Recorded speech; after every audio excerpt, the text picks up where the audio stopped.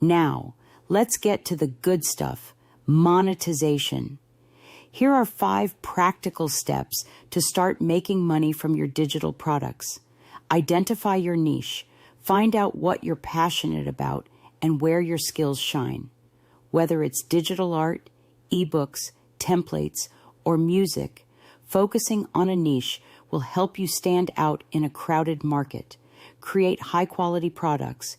Use AI tools to enhance your creations. For example, use DALL-E to generate unique artwork or ChatGPT to help you write engaging ebooks or blog posts. Quality is key to attracting and retaining customers. Set up an online store. Platforms like Etsy, Gumroad, and Shopify make it easy to sell digital products. If you're an artist, consider showcasing your work on platforms like Etsy, just like our own created for-purpose shop. Promote your products. Use social media to your advantage. Share your creations on Instagram, Pinterest, and Twitter. Join relevant communities and engage with potential customers. You can also use AI tools to schedule posts and analyze engagement. Offer value.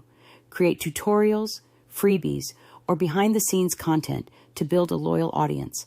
The more value you provide, the more likely people are to support you and buy your products.